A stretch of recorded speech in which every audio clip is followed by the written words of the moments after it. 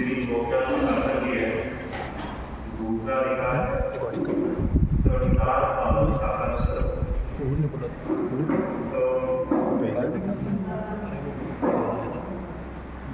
संसार अवस्था माने मोह राग के द्वारा की अवस्था को सुधारना।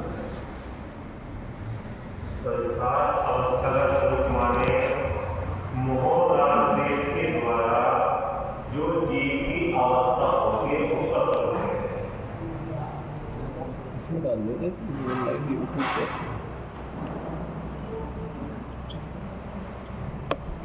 संसार अवस्था का स्वरूप माने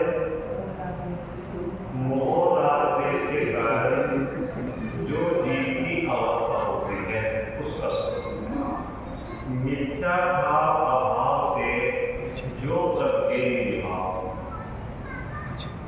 मिथ्या भाव के मिथ्या के अभाव होने पर निर्भाव प्रकट होता है। सुनते हैं आप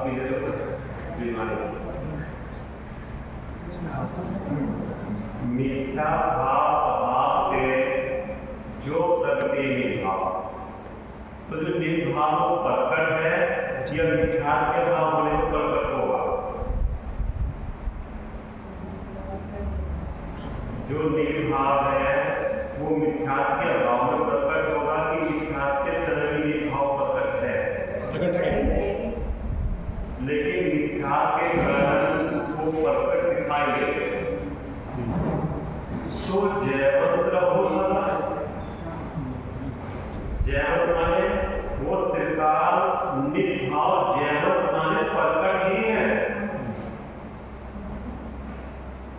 प्रकट क्यों नहीं दिखाई दे रहा कि जैसे अंधकार में व्यक्ति नहीं दिखाई देता, ऐसे मोह रूपी अंधकार में इस जीव को स्वयं विज्ञान के भाषा की स्वयं क्या पर क्या है।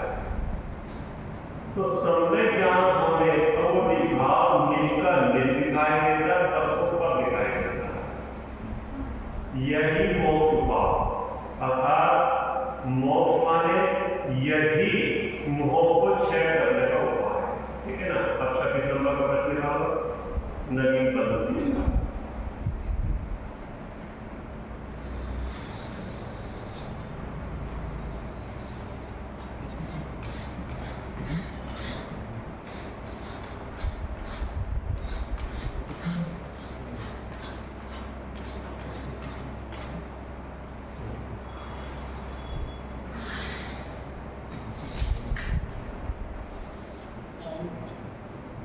देखो ये सूरज है, इस सूरज के ऊपर आधे हिस्से में आवरण है और आधा हिस्सा निरावरण है ना। दृष्टांत की इच्छा, वहां नवीन बल कैसे होता सो कहते हैं। जैसे सूर्य का प्रकाश है कि सारा सूर्य का प्रकाश दिखाई दे रहा आपके चारों है ना। सो मेघ पटल से जितना व्यक्त नहीं है, मेघ माने बादल, तो बादल के कारण ये आधा हिस्सा ढक गया। किसका? केवल ज्ञान रूपी सूर्य भगवान अपना। और वहां बादल क्या है? ज्ञानावली क्रम का आवरण। आप समझते हैं। तो जितने हिस्से में आवरण है उतना हिस्सा ही ढका हुआ है, बाकी हिस्सा खुला हुआ है। ठीक है ना। तो जो आवरण है पूरे के लिए आगे, ठीक है ना।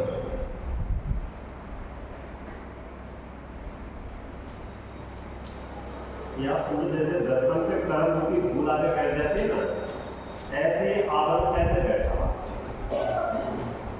ठीक है ना। जैसे धूल बैठती है दर्पण पे आके, ऐसे भगवान की सूर्य आत्मा में एक एक प्रदेश से धूल ऐसे बैठेगी, एक एक प्रदेश ऐसे धूल बैठेगी है ना। लेकिन वो धूल बैठी भी है, एक क्षेत्र में बैठी भी है, लेकिन धूल और प्रदेश एक में एक नहीं होगा। वो धूल प्रदेशों के अंदर आत्मा के स्वभाव में प्रवेश नहीं कर सकती, और वो स्वभाव भी धूल रूप नहीं होता, धूल स्वभाव रूप नहीं होती। कि दोनों अलग अलग है, दोनों जाति अलग अलग ठीक है। ठीक है ना, अब सुनते रहो। अब ये आवरण है, उस आवरण के कारण ज्ञान की स्वच्छ शक्ति, निर्मल शक्ति, प्रकाश शक्ति है, लेकिन स्पष्ट देखने में नहीं आती। दर्पण के जो फूल बैठती है तो दर्पण में अपना चेहरा स्पष्ट नहीं दिखाई देता, लेकिन दिखाई देता है। ठीक है। अगर बिल्कुल ना दिखाई दे तो दर्पण की स्वच्छता निर्मल शक्ति का भाव है, लेकिन ऐसा नहीं होता। तो इसका मतलब जो आवरण है वो धूल का, उस धूल में इतनी ताकत नहीं है। कौन से धूल में? कर्म रूपी धूल में इतनी ताकत नहीं है कि भगवान आत्मा की ज्ञान शक्ति को पूरा ढक दे। मति शुद्ध ज्ञान है, मन और इंद्रियों के द्वारा और अच्छे आत्मा ज्ञान के द्वारा भी स्वयं विषय और विषय दोनों को जगता है। मन का विषय अमूर्ति की है और मन का विषय मूर्ति की है ना। और जीव का दल जिसका होगा उसको विषय बनाएगा। क्या ना, अगर आपको विषय बनाना भौतिक पदार्थों का, तो ज्ञान प्रतिष्ठित ज्ञान उसको विषय बनाकर उसका निर्णय करेगा, और वही ज्ञान अपना विषय बनाएगा, वही प्रतिष्ठित ज्ञान अपना विषय बनाएगा, उसका निर्णय करेगा। तो अनादिकाल से इस ज्ञान ने प्रतिष्ठित ज्ञान को किसका विषय बनाया? जो अपने ज्ञान में झलकता था उसको विषय बनाया, और जो ज्ञान उसको झलकाता था उसको विषय बनाया। ठीक। तो इसके कारण नवीन कर्म का बंध निरंतर अब भी हो रहा है, और पूर्व का बदलावा नहीं। नवीन पद कैसे हो रहा है? जो इस ज्ञान से भगवान आत्मा में झलक रहा है उसको तो विषय बनाता है। खाली विषय नहीं बनाता, उसको विषय बनाकर उसमें इष्ट अनिष्ट होने की पूर्ति करता है। जो इष्ट लगता है उसे अपने पास रखने की कोशिश करता है, जो अनिष्ट लगता है उसको दूर करने की कोशिश करता है। जबकि सब जगत का पवन सतत स्वाधीन अपनी अपनी योग्यता से प्रमाण करता रहेगा। इस विपरीत धूल के कारण वो जीव झलकने वाले पदार्थों में पुरुषार्थ करता रहता है।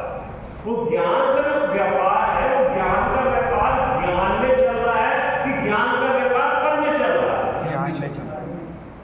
ज्ञान का व्यापार हो रहा ना, अब भी ज्ञान का व्यापार हो रहा है।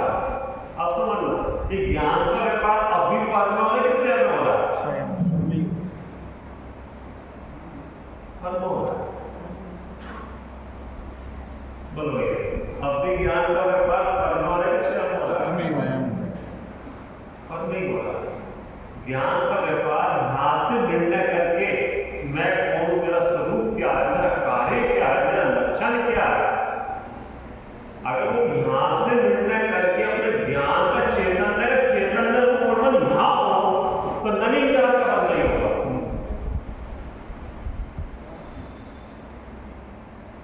आपने ज्ञान का व्यापार मति शुद्ध को यहां लगाया और यहां लगा के रुक गया, संतुष्ट हुए कि ज्ञान का व्यापार चल रहा है, कि ज्ञान का व्यापार ज्ञान में चलेगा तो सुख पाएगा, कि ज्ञान का व्यापार कर्म में चलेगा तो सुख पाएगा। तो ज्ञान का व्यापार जब यहां चला तो कसाई की ममता हुई, और कसाई की ममता में आपने सुख माना। तो कसाई की ममता में सुख है कि निकसाई में सुख है? निकसाई में। मिथ्या का फल होता है, नवीन कर्म कैसे होता है? अगर है मिथ्या तो चला हुआ अनादिकाल से, नया और भयंकर। इस ज्ञान रूपी सूर्य के ऊपर ये बातों का टुकड़ा आवरण कैसे आता है? आवरण का मतलब क्या होता है कि जैसे किसी फोटो के ऊपर आवरण कपड़े का आवरण डाल दिया है, आवरण डालता था नहीं ऐसे, ये आवरण कहते हैं। ठीक है ना? अब समझना, ये आवरण होने के बाद आधा खुला हुआ है, आधा पड़ता है। ठीक है ना? आधे पे खुला हुआ है, आधे पर रहा है, तो इतना तो व्यर्थ नहीं है, इतना व्यर्थ है। और ये इतना भी हमेशा अव्यक्त रहेगा क्या? नहीं। क्यों नहीं रहेगा? क्योंकि त्रिकाल नहीं है आवरण, अनादिकाल से तो है, अनंत काल तक नहीं रहेगा। क्या मेरी बात? एक बात। अब ये आवरण क्यों आया, उसका कारण ये भी तो देखना है। ये अपने ज्ञान में आवरण आया है, ज्ञान बढ़ने का दसना बनने का आवरण आया क्यों है? आया तो अपनी योग्यता से है। जो कर्म की सूक्ष्म कर्म की जो धूल है, आई तो अपनी योग्यता से है, अपने समय पाई है, लेकिन जीव के भावों का निमित्त पाकर आई है। इसको निमित्त नैमित्तिक संबंध कहते हैं। दो दर्जन को करता कर्म संबंध नहीं है, पर हमने मानते कर्म ने दुखी कर रखा है। तो कर्मों को तूने बुलावा दिया था, तभी तो तेरे भाव का निमित्त पाकर तेरे पर्दे से पाकर बैठे। अपनी करे करनी आप करे से कौन की रखता हो रही नहीं।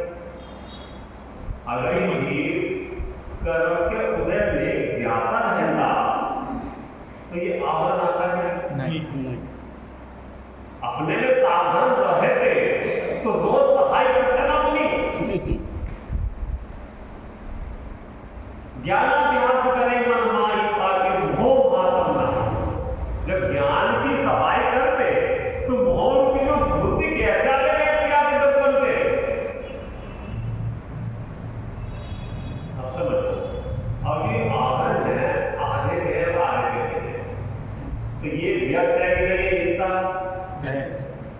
मति शुद्ध ज्ञान है वो व्यक्त है कि नहीं है? कैसे समझना? मति शुद्ध ज्ञान जितना भी है उस पर तो आवरण नहीं है। अगर उस मति शुद्ध ज्ञान में भी आवरण आ जाए तो ज्ञान का अभाव हो जाएगा। एक बात, फिर किसको देखकर ये भान होगा कि मैं हूं?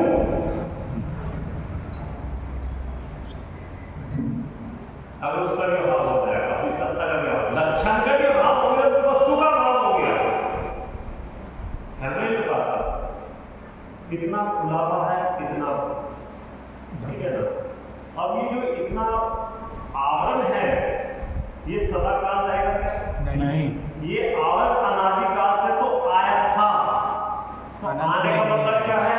जो चीज आती है वो जाएगी। ये आवरण त्रिकाल है क्या?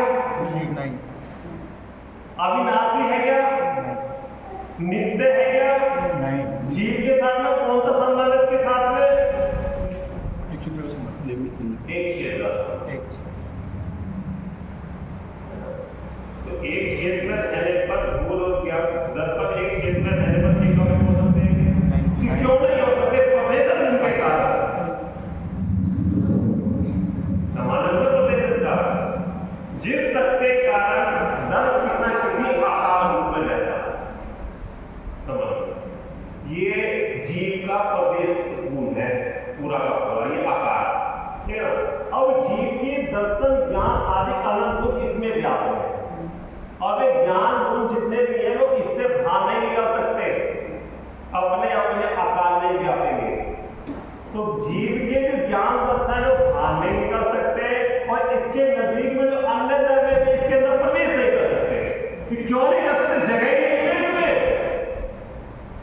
वो आत्मा के प्रत्येक दर्शन पर्याय जितने यहां तक व्याप्त है पूरे में कहीं जगह ही नहीं है।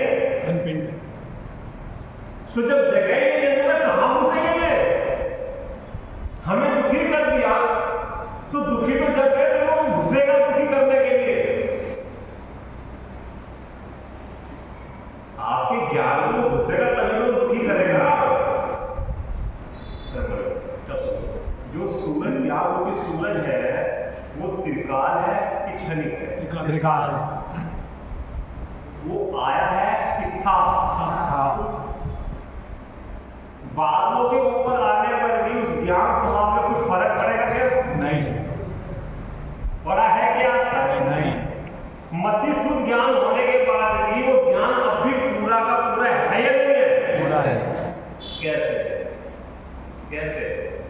इतना व्यक्त है, पूरा खुला है, और ये पर्दा पड़ा हुआ है।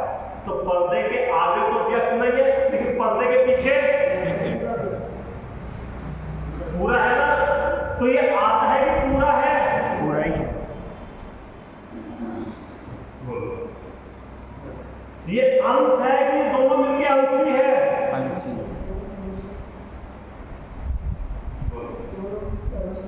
ये दो टुकड़े के एक ही है। ये कि एक कैसे है कि केवल आधे पे आवरण है, आधे पे कपड़ा डाल रखा है। इतने हिस्से को खुला देखकर आपको किसका भान होता है? सूर्य को। ध्यान देना ना कल आपको, नहीं वो ध्यान देना ना। तालाब के अंदर हाथी मारा, ध्यान है ना, कौन से मारा, और हाथी पूरा का पूरा डूबा हुआ है, फिर उसका कान दिख रहा है। अब कान देख के आपने क्या अंदाजा लगाया? हाथी कान दिखाई दे रहा। अब तो अनुमान। कि आत्मा दिखाई दे रहा है तो विश्वास करें, दिखता तो है। अनुमान। जब आपको हाथी नहीं दिखा और जब दिखेगा तब विश्वास करोगे हाथी है, तो कैसे विश्वास? अनुमान ज्ञान, अनुमान ज्ञान संदेह ज्ञान का लक्षण है। अनुमान। सुनो, ठंडी हवा चल रही है, बारिश। तो ठंडी हवा किसका लक्षण है? बारिश। तो बारिश दिख रही है आपको, तो फिर कैसे अंदाजा लगाया? जब हाँ अंदाजा लगा सकते हो लौकिक काम में, और यहाँ अपनी सत्ता को स्वीकार करने के लिए वो दर्शा रहा अपने आप को कि मैं हूँ पति से मैं हूँ। अगर मैं नहीं हूं तो ये किसका है प्रकाश? जानन पाना किसका है? अगर मैं नहीं होता तो जानन बना आया कहां से? उस घर में तो नहीं जानन बना, उस घर में तो है, ईश्वर जन है, उसकी पर्याय है। कभी इस चीज का अंदाजा लगाए? मिट्टी की काया बीच में है, पता मिट्टी की काया है, और ये मिट्टी का वो भी पड़ा मुर्दा, मुर्दा पड़ा है ना, मुर्दा, और एक ही मुर्दा यहाँ बैठा हुआ। तो इस मुर्दे और उस मुर्दे में क्या अंतर है? कुछ नहीं। कुछ नहीं अंतर है। एक मुर्दा ये पड़ा और एक मुर्दा यहाँ बैठा। तो इस अंतर में क्या कहोगे? इस मिट्टी की काया में चिन्ह निरंतर भिन्न भाग रहा है, वो कौन है? वो चिन्ह जो भाग रहा है, चेतन ने मिट्टी में जा रहा है कि चेतन में जा रहा है? चेतन में जा रहा है। उस मुर्दे में हलचल क्यों नहीं होती? इस मुर्दे में हलचल क्यों होती है? कि वहां केवल एक सत्ता है, यहां दो सत्ता है। अगर दूसरी सत्ता यहां पे है तो वहां पे नहीं है, तो उसका मतलब यहां दो है, एक नहीं। ऐसे अपनी निज सत्ता का भान होता है। ठीक है, आप कह रहे दूसरी चीज दिखती नहीं है, दो का भान तो हो गया।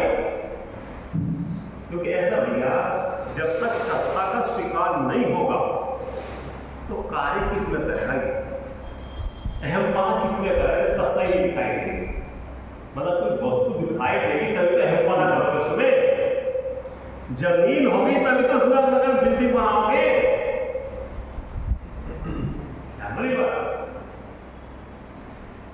ये ऊपर ही ऊपर हवा में बिल्डिंग बनाओगे।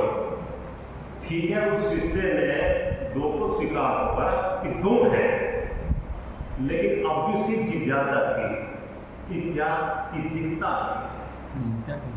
धर्मदार सुंदर के देना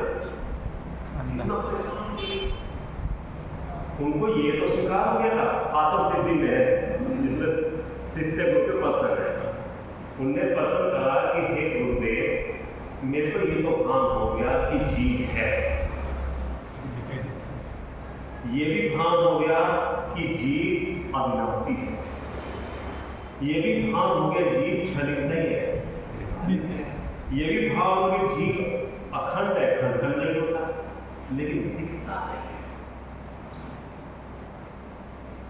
मतलब आप समझो, खाली सुन के संतुष्ट नहीं हुआ कि चलो हमें सुन के हमें पता लगे जीव है, हलवा मीठा है हमने समझ लिया, लेकिन हलवा कैसा है, उसकी मिठास कैसी है, और खाने के बाद कैसा रिलैक्स होना आता है, जब तक वो जिज्ञासा नहीं उत्पन्न हो। पांचवी कथा में सब ऐसा है, पसंद का हे प्रभु, जिस सुधात्मा की आप बात कर रहे हो, जितना रस लेने के, वो सुधात्मा का स्वरूप कैसा है? रूप कैसा ही, स्वरूप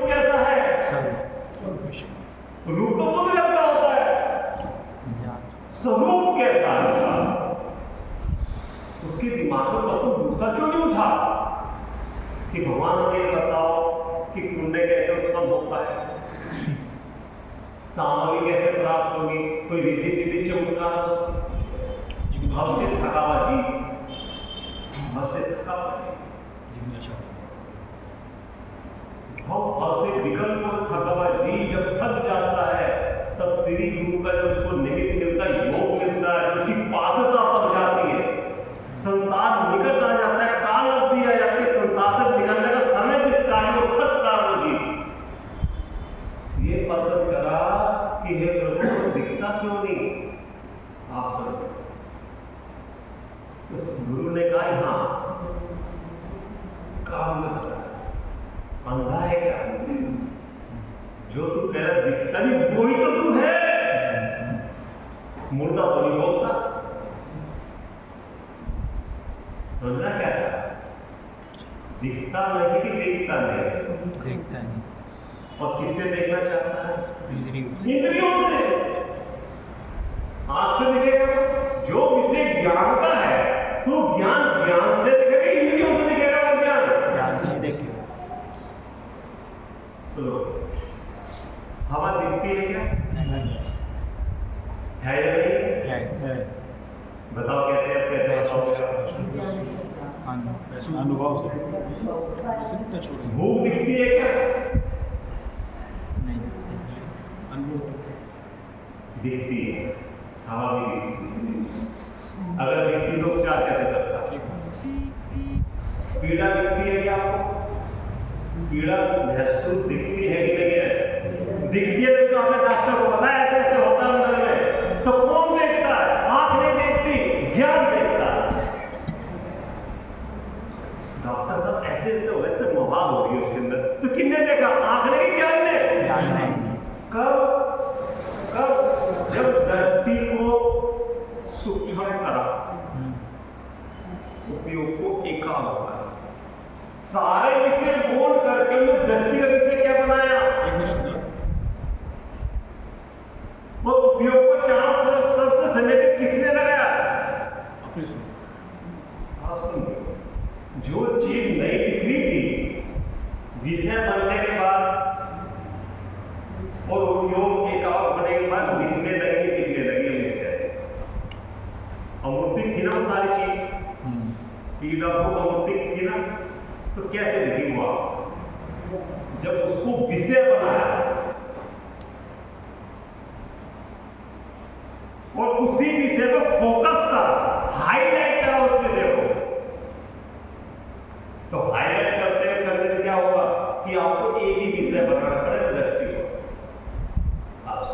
सुई में धागा डालने के लिए बोलो दर्जा का धागा चारों तरफ देख लेते फोकस, उपयोग को इसका समझना पड़ेगा ना, और दृष्टि का विषय में मुझे धागा डालना, बात करते करते डर जाएगा, तो सारे विषय बनाते बनाते आत्मा दिख जाएगा, आत्मा भी चाहता है, आत्मा का सुख भी चाहता है, ये विषय छोड़ना नहीं चाहता,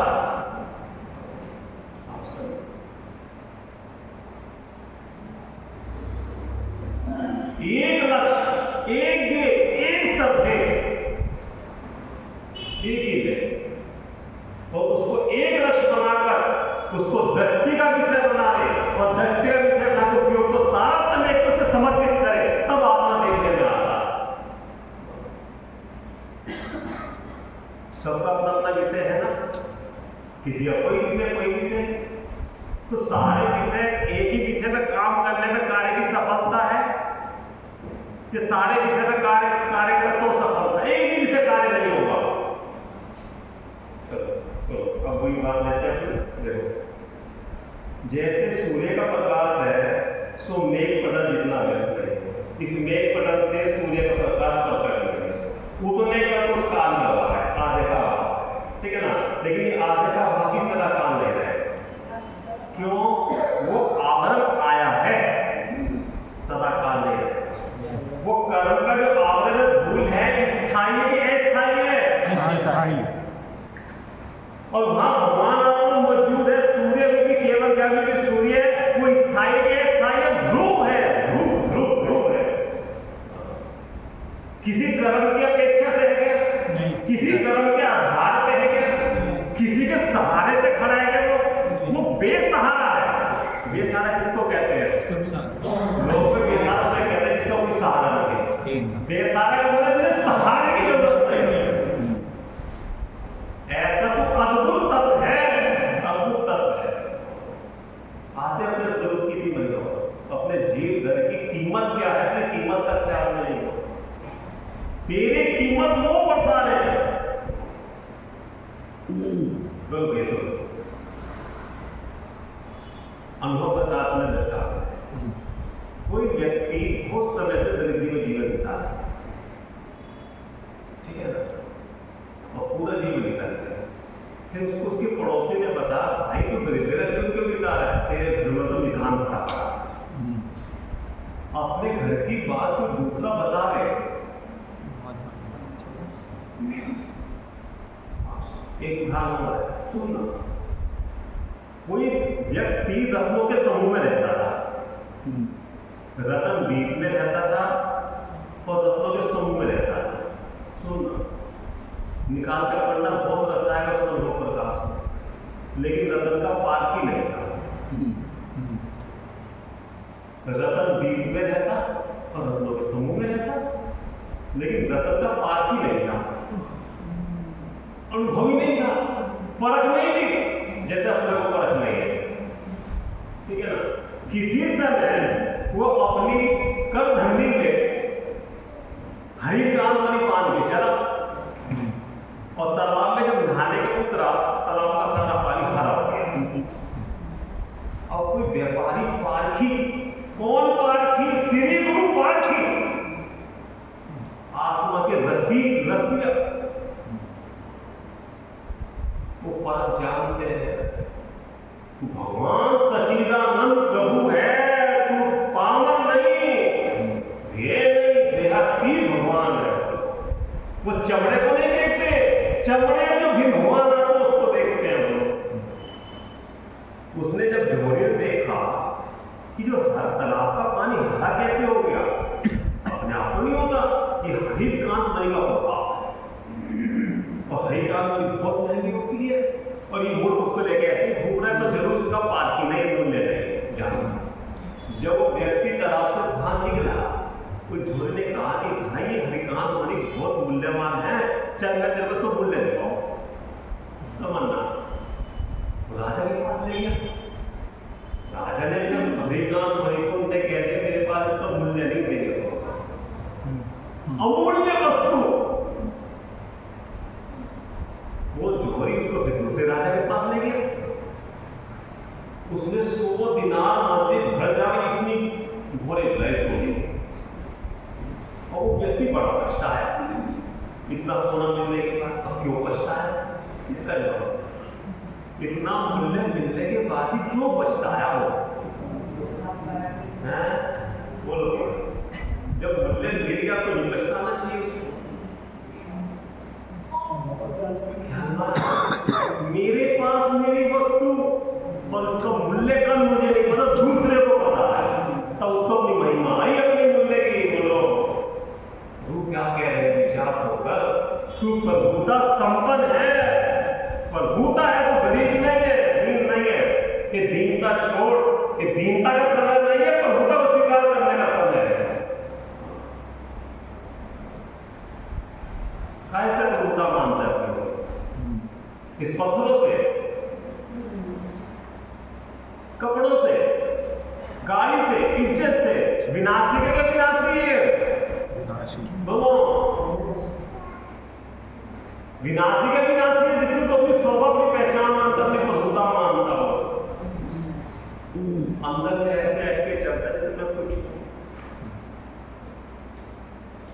हम भी कुछ है, ऐसा अहंकार, नशा। आप समझो, अरे प्रभु यहाँ कह रहे हैं तो कुछ भी नहीं, 3 लोगों का नाम है, कुछ नहीं है, 3 लोगों का नाम है। देखो, अभी जितना आवरण है ये आधे नहीं पूरे हैं, आधे पे है, और पीछे आवरण के पीछे पूरा दो टुकड़े हैं कि एक ही एक ही है। हाँ, सूरज की एक किरण में इतनी ताकत है कि बादल उसको रोक नहीं पाए। होता है ना कि जरा से तिरछी किरण निकल के बादलों से, वो किरण है कि सूरज?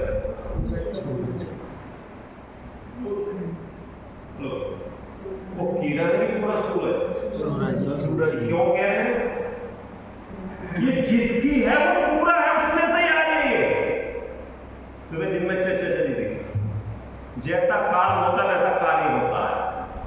जब कारण पूरा है तो कारण का कार्य होना भी पूरा है।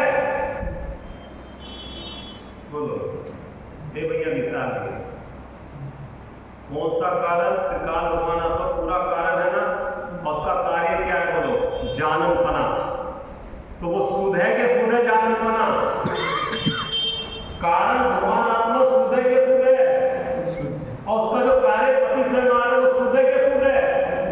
ठीक है ना, शुद्ध है जाना, लेकिन अवस्था शुद्ध है। कारण और कार्य अभेद है, व्यापक व्यापक संबंध है, अन्वय संबंध है, तन्वय संबंध है। इसलिए जैसा कारण शुद्ध होगा उसका कार्य भी शुद्ध ही होगा। अब सुनना, कारण में किसी से साथ संबंध है क्या? कारण त्रिकाल सुख का कारण है कि नहीं है? कारण में बंध नहीं है ना, तो फिर कार्य में बंध कैसे हो सकता है? जाननपना। तो वर्तमान में जो जाननपना है वो बंध का कारण है कि संबंध निजरा का कारण है? क्या नहीं बात, क्या बताओ, क्या समझ? वर्तमान में जो जाननपना है वो किसका है? कर्म का है, नौ कर्म का है, भाव का है? नहीं कहना उसमें कैसे संबंध? ठीक है, उससे बंद होता है क्या? जो वर्तमान में जाननपना है उससे बंद होता है क्या? नहीं। उसमें बंद होता है क्या? नहीं। वो तो छूटने का बात है, छूटने का। उसी को देखकर, उस किरण को देखकर किसका भान होता है? वर्तमान में मति शुद्ध ज्ञान को देखकर किसका भान होता है कि मैं मौजूद हूं, मेरी सत्ता है? मति शुद्ध को देखता है कि ज्ञान को देखता है? मति शुद्ध मेरा है क्या? और ज्ञान किसका है? ज्ञान मेरा, मति शुद्ध मेरा नहीं, मति शुद्ध उपाधि है और मैं निरुपाधि करता हूं। लेकिन उपाधि क्यों आई ज्ञान पे? उसका कारण क्या? ध्यान की उपाधि क्यों आई है? कि धूल आगे क्यों बैठी? मेरी अज्ञानता के कारण आई तो अपनी योग्यता से, लेकिन मेरे बिना विभाव के निमित्त पाए वो अपने आप आ जाएगी क्या? अगर अपने आप तो सिद्ध होकर भी आनी चाहिए। जबकि ये सारी उपाधि कर्म करना है ऊपर ही ऊपर है, ऊपर ही ऊपर भगवान आपको घुस नहीं सकती। लेकिन जब तक ये एक क्षेत्र में रहेगी तब तक ये भगवान आत्मा भूला ही रहेगा क्या? कि नहीं, लेकिन उसकी जो शक्ति है प्रकट नहीं हो सकती।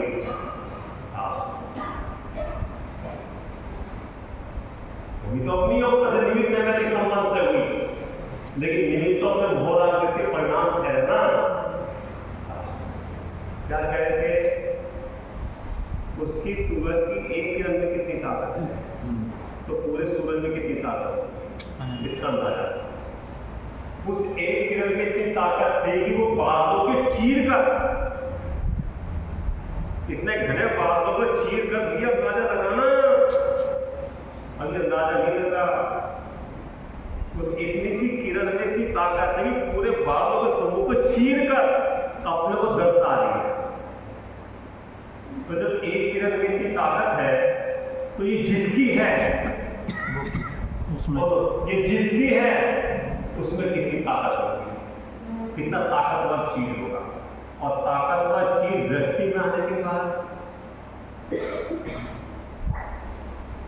ताकतवर चीज दृष्टि में आने के बाद, जचने के बाद उसको स्वीकार करोगे। जब ज्ञान ने ताकत जान ली, उसका वैभव जान लिया। ज्ञान की एक समय की पर्याय में जब इतनी ताकत है कि अनादिकाल के मिथ्यात अनंतान मंत्र को चूर चूर कर दिया। ज्ञान ने तो निर्णय करा वस्तु स्वरूप का। कौन से ज्ञान ने? मिथ्या शुद्ध ज्ञान से निर्णय करा। आप समझो, आवरण सहित ज्ञान ने निर्णय करा, लेकिन आवरण सहित ज्ञान ने क्या कर निर्णय करा कि मैं निरानंद हूं, तो आवरण मेरे स्वभाव में नहीं है, ये निर्णय करा। समझना, सब में ज्ञान है, आवरण है तो सही, लेकिन मेरे स्वभाव में नहीं है। तो स्वभाव का बल बढ़ाया, और स्वभाव का बल जो जो बढ़ता गया वो आवरण दूर होते गए। कल भी क्या कहा था? जो जो सूरज का प्रकाश, सूरज की गर्मी बढ़ती जाएगी, बादलों को हटाना पड़ेगा क्या? भगाना पड़ेगा क्या? कर्मों के गीत गाने पड़ेंगे क्या? कर्म ध्यान विधान करने पड़ेंगे क्या? तो दिखा कि कर्म ध्यान विधान करा रहे हैं, तो कर्म ध्यान विधान कराओ। शुद्ध चित्रूप धड़कती भी धड़क जगाओ, शुद्ध चित्रूप की धड़कती धड़क धड़काते ना जमीन को फूट मार मार के। कब से आएगा? धड़काते ना फूकनी से। ऐसे ज्ञान रूपी सूर्य को जितना जितना स्वीकार करोगे, ये मिथ्यात्व रूपी कर्मों की जड़ें हिलने शुरू हो जाएगी। बोलोगे कि साहब किसमें ताकत है? कर्मों में ताकत है कि आप में ताकत है? और सुनो, कर्मों में ताकत कहां से चलोगे? क्या कर्म क्या वस्तु है भैया बताओ? कर्म क्या वस्तु है? क्या वस्तु है कर्म? कोई वस्तु है क्या? कोई दर्द है क्या जिसका भाव नहीं? कर्म अपने विभाव का ही तो फल है, तो वस्तु तो नहीं। कर्म कैसे उत्पन्न होंगे? अपने को भूल कर। और कर्म कैसे दूर होंगे? जिसको भूला उसको मुख्य कर।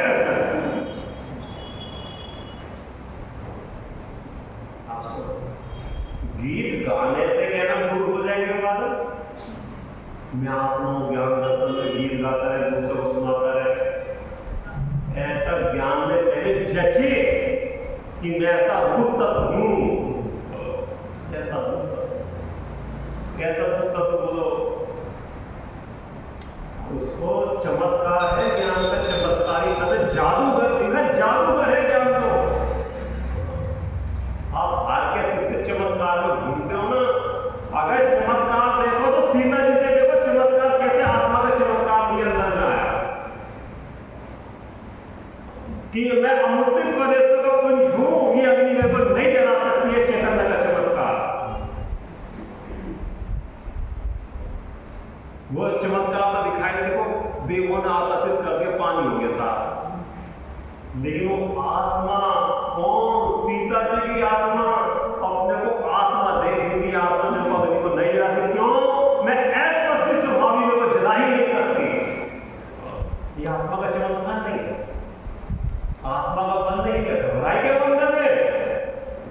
मतलब घबराई क्या? गज कुमार के सिर पे अग्नि धीमी अंगारे जलते रहे। ये है आत्मा का चमत्कार। देख लो आत्मा की महिमा। वो क्या देख रहे थे? अग्नि को देख रहे थे, अग्नि जलाने वाले को देख रहे थे, कि गायक को देख रहे थे। और गायक की धड़कती धड़क जब अंदर में चलती रही, अंदर में कर्म चलते रहे। और गज कुमार का आत्मा अपने गायक स्वरूप के अंदर के शांत रस के, ज्ञान रस के अंदर में सागर में डूबते रहे। वो स्वामी से कसाई की अग्नि में जलता रहा, बाहर में शरीर जल रहा था, अंदर कर्म जल रहे थे, और आत्मा स्वतंत्र शुद्ध होने लगा। ये आत्मा का चमत्कार नहीं था, किसका चमत्कार था? जिसको आत्मा का भान हुआ है कि मेरी आत्मा ऐसी है। तो कौन से आत्मा की बात करें? कर सकते हो ऐसा पूछा? कर सकते हो ऐसा पूछा? क्यों नहीं कर सकते? आप आत्मा नहीं होते, तो आत्मा होते नहीं, और उस आत्मा का हमारे आत्मा को चलता है। सीता जी की आत्मा, मैंने जिंदगी आत्मा में, अब गुणवती की आत्मा में अंजना जी की आत्मा कुछ अंतर है कि हमारे में कुछ अंतर है? वही आत्मा थी, उन्होंने अपने को भेद नहीं देखा, उन्होंने अपने आप को आत्मा देखा। संयोग से देखने पर कमजोरी आती है, संयोग से देखने भय उत्पन्न होता है। लेकिन जब ये देखिए भय की जो वस्तु मेरी वस्तु है ही और मेरी वस्तु भय से रही, तो किसका भय करूं? किसका भय करूं? बोलो भैया, ये भय की वस्तु है ना, ये वस्तु मेरी नहीं, भय खत्म। लेकिन मर ना जाओ, ये वस्तु मेरी है ही नहीं, मेरा मरण भय हो गया। क्या कह रहे हैं? भय कब तक है?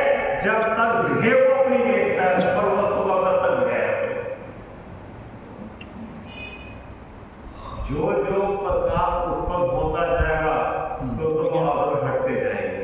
तो जो जो ज्ञान ज्ञान को स्वीकार करता जाएगा, ज्ञान ज्ञान को स्वीकार करके ज्ञान ज्ञान में रमता जाएगा, तो कर्म रूपी बादल हटते जाएंगे, हटते जाएंगे। कल उदाहरण दिया था ना, वो सूरज के आगे जब बादल आ गए तो सूरज भयभीत होता है क्या? घबराता है क्या? उसे अपनी ताकत का अंदाजा है ना। ध्यान देना कि किसी व्यक्ति का सोना लेके अग्नि में फेंक दिया तो बड़ा घबराता होगा कि क्यों नहीं घबराता? कि सोने अगर अग्नि ने सोने को जला दिया तो, और कीचड़ में फेंक दिया तो भाई मैदा हो गया तो क्यों? क्योंकि उसमें सोने बने का भान है कि सोना अग्नि में जाएगा तो भी उज्ज्वल होगा, निखरेगा। कीचड़ में जाने के बाद कीचड़ नहीं रहेगा। ऐसा मेरा सोना है। खाली कहने सुनने की बात नहीं है, अपनाने की बात नहीं है। यहां जिसके ज्ञान में ऐसा आत्मा जचा है, ज्ञान में जचा है, शब्दों में नहीं, ज्ञान में जचता है। और जब ज्ञान में जचता तो सदा स्वीकार करती नहीं करती, और जब श्रद्धा स्वीकार करेगी तो ज्ञान का रमणता, ज्ञान का परिमल ज्ञान में होगा कि राग द्वेष में होगा। और जब मति सूद का परिमल राग द्वेष में होता, नवीन कर्म का फल होता है। अनादिकाल से धूल तो बैठी हुई है, इस धूल को बहुत भुला के बैठने से हो जाएगी, बहुत धूल हो जाएगी। और एक दिन ऐसी दशा होगी, निगोद में पहुंच जाए, उसमें अनंता भाग रह जाएगा। अक्षर के अंदर भाग रह जाएगा तेरा ज्ञान का, तेरी अज्ञानता के कारण। आप समझना। और यही कहते हो कि धूल धूल में, ज्ञान ज्ञान में। ये कह रहे धूल मिल जाएगी, इसका तो विश्वास करके कि धूल ज्ञान रूप नहीं होती, ज्ञान धूल रूप नहीं होता, ऐसा सिद्धांत करके धूल को मेटने का पुरुषार्थ करे, ये तो नास्तिक का कथन हुआ। ज्ञान को स्वीकार करके जो हमने कथन, ये नास्तिक का कथन है। कथन दोनों प्रकार से है, खाली घर से कथन नहीं है। अंतर का कार्य करने के लिए भारी साधन की जरूरी है। अंतर का कार्य करने को केवल भारी साधन में लगे रहे और उसी धर्म मान ले तो ग्रह मिथ्या है। अंतरंग भी है और विधर्म भी है। बहिरंग का भार का कार्य कर, उनका अंतर का कार्य कर। आप समझ, जैसे जैसे उसकी शुद्धोपयोग की बढ़वारी होती है, भारी कारण का भी ब्रह्मन लेता है, लेकिन भारी कारण को धर्म नहीं मानता। जो कर्मों के आगमन में जिनके निमित्त से कर्म आते हैं, उन निमित्त से बचता है। बहिरंग साधन ये बुद्धिपूर्वक बचता है। आप समझ लो, ये हमारा क्या करेंगे? ये तो तेरा कुछ नहीं करेंगे, तू अपने परिणामों से अपना बुरा कर, ऐसा लिखा आचार्य। ये कुछ नहीं करेंगे क्योंकि तो जड़ है। तू अनादिकाल में जो तेरी परमेश्वर बुद्धि है ना, इसकी बुद्धि तू अपना ही पूरा करेगा। जिसको भक्ति का भाव करना है, वो चारों तरफ से चौकस होकर अपने घर में बैठता है। एक ही स्वाद नहीं छोड़ना बाहर में, चारों तरफ से चौकस होकर, जिसे जल्दी निकलना। कितना सावधान होगा। कितना सावधान से भक्का भाव करना, इसी हमें भक्का भाव करना नहीं करना। अवसर में अभी तो ये विकल्प भी आया अंदर में। ऐसा आचार्य भगवंतों ने रखा है कि जब उसको ये विकल्प शुरू हो जाता है कि मुझे भक्का भाव करना है, तो समझो उसके अन्य विकल्प खत्म हो गए। बोलो, इतने बड़े जीवन में सुनने पढ़ने के बाद इस 24 घंटे में कभी ऐसा विकल्प आता है कि मुझे भक्का भाव करना? इतने विकल्पों में कि बहुत संसार में घूमते घूमते बहुत समय हो गया कि कब तक करते रहेंगे, खाना पीना सोना जागना, ये नाटक कब तक चलता रहेगा? कि हमारे जीवन में यही काम है, हमारा जीवन इसीलिए है कि वो इसी में अपना जीवन पूरा कर लेंगे। खाए पिए सो गए, खाए पिए सो गए, फिर काम में लगे, सुबह उठते बोल फिर रसोई में लगा, क्या बनाना क्या बनाना क्या बनाना। ये मुझसे परे इसीलिए क्या? बोलो प्रभु, इसलिए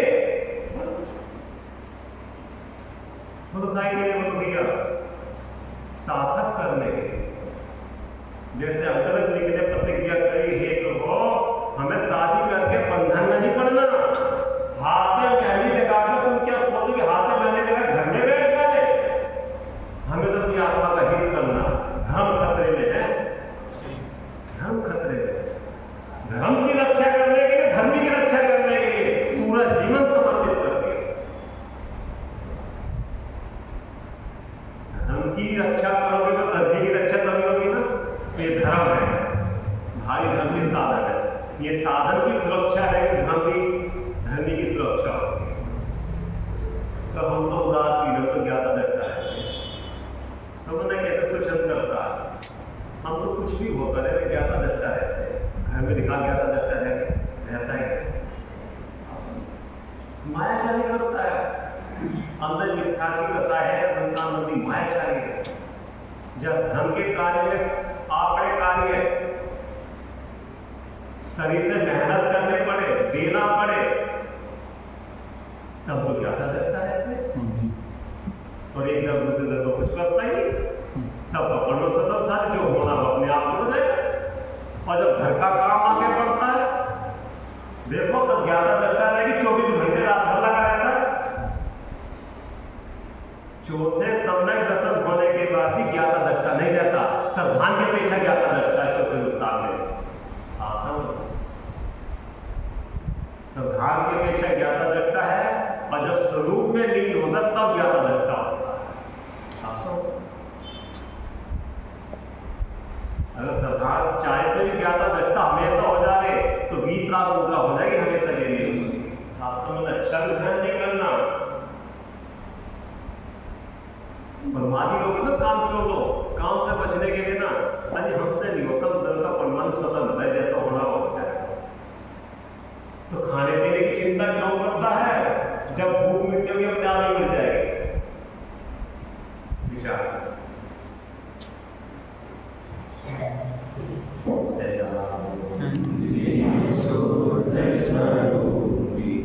अविनाशी सहजानंदी शुद्ध स्वरूपी, अविनाशी सहजानंदी शुद्ध स्वरूपी, अविनाशी